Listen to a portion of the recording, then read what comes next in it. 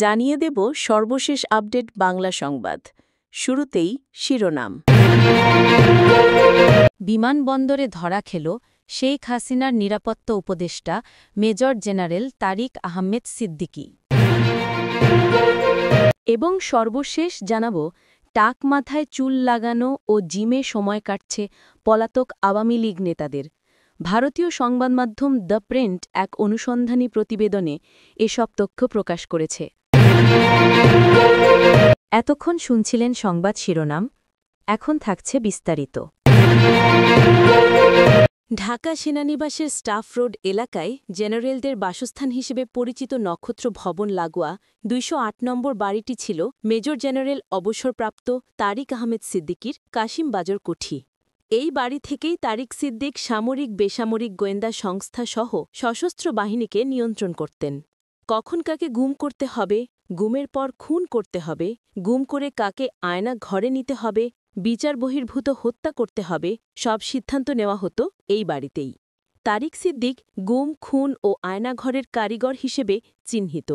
শুধু এইসবই নয়, প্রতিরক্ষা ক্রয়ের কাজ কীভাবে ভাগবাটোয়ারা হবে, কিভাবে বিমানবন্দরের ব্যবসা, সশস্ত্র বাহিনীর রেশনের কমিশন, ইসলামী ব্যাংক সহ বিভিন্ন ব্যাংক, বিমা ও প্রতিষ্ঠান দখল, বড় বড় প্রকল্পের কমিশন সব নির্ধারণ করা হতো এই বাড়িতেই।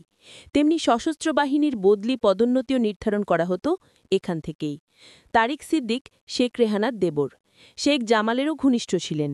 ক্ষমতাচ্যুত প্রধানমন্ত্রী শেখ হাসিনা তাই আত্মীয় এই বিশ্বস্ত হিসেবে তাঁকেই নিরাপত্তা উপদেষ্টা করেন। তার অপকর্ম সম্পর্কে অনুসন্ধান করতে গিয়ে চাঞ্চল্যকর এই সব তথ্য পাওয়া গেছে। ক্যান্টনমেন্ট এলাকায় তারিক সিদ্দিকীর সাংকেতিক নাম জিটি, অর্থাৎ জেনারেল তারিক। সেনা অফিসারদের কাছে এই সাংকেতিক নামেই তারিক সিদ্দিকী পরিচিত ছিলেন। সেনা কর্মকর্তারা উপহাস করেই তাকে জিটি ডাকতেন। রাষ্ট্রপতি জিয়াউর রহমানের শাহাদতের পর তার স্ত্রী সাবেক প্রধানমন্ত্রী বেগম খালেদা জিয়াকে রাষ্ট্রীয় সিদ্ধান্তে ক্যান্টনমেন্টের মইদুল রোডের বাড়িটি বৈধভাবে দেওয়া হয়েছিল। এই বাড়ির পুনর্গঠন এবং চলমান বিতর্কিত উপদেষ্টা সমিতি পরিচালনার দায়িত্ব পালন করেন তারিক সিদ্দিকের স্ত্রী শেখ রেহানার ছোট বোন। এই বাড়িতে ৩৮ বছর বসবাসের পর তাকে উচ্ছেদ করা হয়, অথচ বাড়িটি ছিল জিয়াউর রহমানের স্মৃতি বিজড়িত। কর্নেল হিসেবে বাড়িটি বরাদ্দ পান জিয়া। সেনাপ্রধান হওয়ার পরও জিয়া এই বাড়িতেই থাকত। সেনাপ্রধানের জন্য নির্ধারিত বাসভবনে যাননি, এমনকি রাষ্ট্রপতি হিসেবেও তিনি এই বাড়িতেই ছিলেন। ক্যান্টনমেন্টে সিভিলিয়ান বা বেসামরিক ব্যক্তি হিসেবে খালেদা জিয়া থাকতে পারবেন না এমন অজুহাতে তাকে উচ্ছেদ করা হয়। উচ্ছেদের পরপরই বাড়িটি ভেঙে সেখানে বহুতলা অ্যাপার্টমেন্ট নির্মাণ করা হয়। কিন্তু তারিক সিদ্দিকী একজন অবসরপ্রাপ্ত ব্যক্তি বা সিভিলিয়ান হওয়া সত্ত্বেও শেখ হাসিনা সব নীতিমালা ভঙ্গ করে তাকে ক্যান্টনমেন্টের ভেতরে থাকার অবস্থান করে দেন।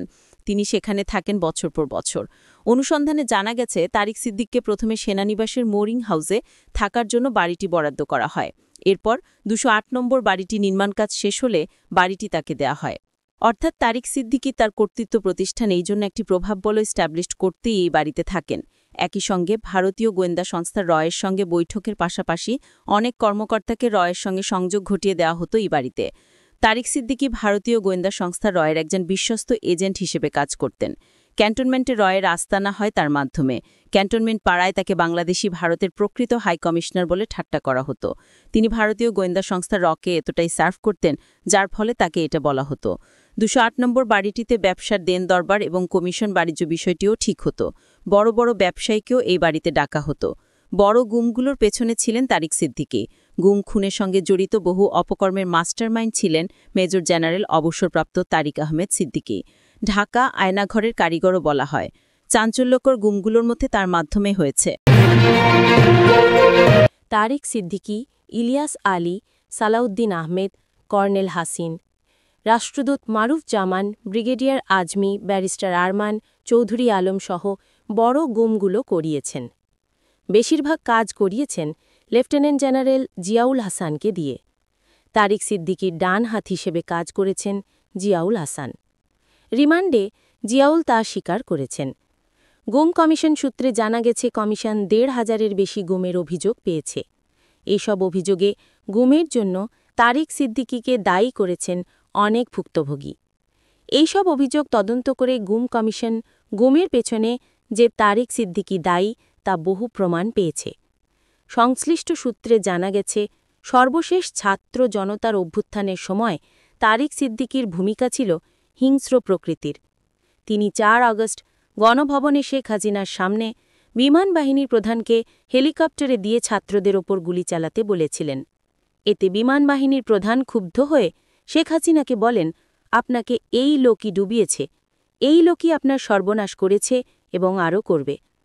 পিলখানা বিডিআর ম্যাসাকারে ৫৭ জন দেশপ্রেমিক সেনা কর্মকর্তা হত্যার পেছনেও শেখ হাসিনার প্রতিরক্ষা বিষয়ক উপদেষ্টা তারিক সিদ্দিকীর জড়িত থাকার অভিযোগ রয়েছে।